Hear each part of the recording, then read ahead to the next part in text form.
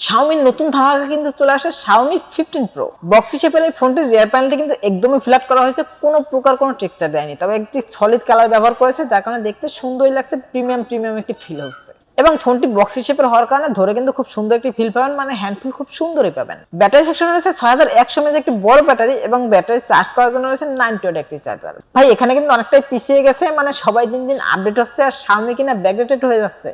না মানে আমি বলছি 14 প্রোতে কিন্তু 120 ওয়াটের ফাস্ট চার্জার ছিল আর এখানে 90 ওয়াটের ফাস্ট চার্জার দিয়েছে। এবং এই ফোনটির ওয়েট কিন্তু 216 গ্রাম, সো একটু ভারী, একটু না অনেকটাই ভারী, হ্যান্ডফিলটা একটু সমস্যা হবে, মানে এক হাতে লং টাইম ব্যবহার করতে পারবেন না, তাহলে ভারী মনে হবে।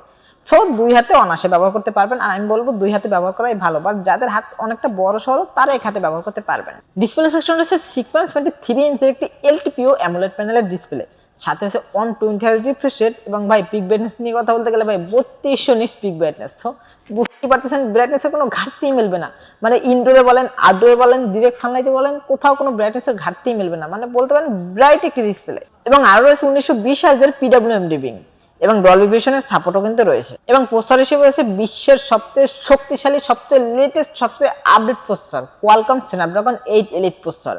এবং এই প্রসেসরটি কিন্তু 3 ন্যানোমিটার আর্কিটেকচারে বিল্ড করা, সো এই প্রসেসরটি নিয়ে মনে হয় নতুন করে বলার কিছু নেই, সবাই তোমাদের জেনে গেছে। এই ফোনটি কিন্তু অনেকগুলো ভ্যারিয়েন্টে পেয়ে যাবেন, 12GB র্যামের সাথে 256GB স্টোরেজ এবং 16GB র্যামের সাথে 512GB স্টোরেজ এবং 16GB র্যামের সাথে 1TB স্টোরেজ। এবং গেমিং নিয়ে কথা বলতে গেলে ভাই গেমিং একদম স্মুথলি প্লে করতে পারবেন, গেমিং এ কোনো প্রকার কোনো ল্যাগিং ইস্যু, কোনো ফ্রেম ড্রপ ইস্যু মিলবে না। ও আরেকটা কথা বলতে তো ভুলেই গেছি, মানে ব্যাটারি স্টেশনে 6100 mAh ব্যাটারিতে পাচ্ছেনই, সাথে 90 ওয়াটের ফাস্ট চার্জার সাপোর্টও পাচ্ছেন এবং সাথে কিন্তু 50 ওয়াটের ওয়্যারলেস চার্জিং সাপোর্টও পাচ্ছেন।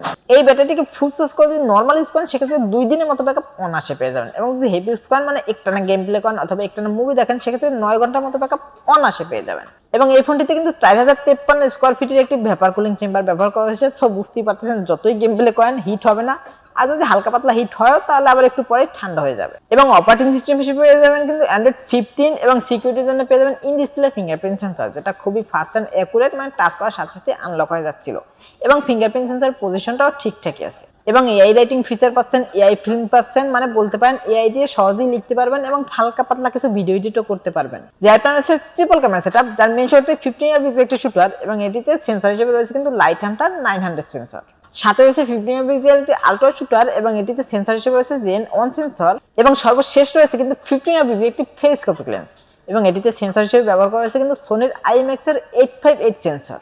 এই ফোনটির পিকচার কোয়ালিটি নিয়ে কথা বলতে গেলে ভাই পিকচার কোয়ালিটি অসাধারণ পাবেন, মানে পিকচার কোয়ালিটি, শার্পনেস বলেন, কালার ডিটেইলস বলেন, সবকিছুই ঠিকঠাকই আছে। ডে লাইট কন্ডিশনে তো ভালো পিকচার কোয়ালিটি পাবেনই, তবে রাত্রেও কিন্তু অন্ধকারেও খুব সুন্দর পিকচার কোয়ালিটি পাবেন।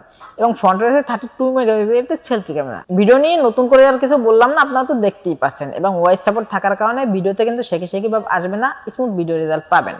এবং IP68 এর রেটিং রয়েছে, যার কারণে পানি ছিটে ফোটা বলেন, মানে 1 মিটার পানির নিচে 30 মিনিট পর্যন্ত চুবিয়ে রাখতে পারবেন, তাও কোনো ফোনের ক্ষয়ক্ষতি হবে না, মানে ফোনের ভিতর পানি ঢুকবে না।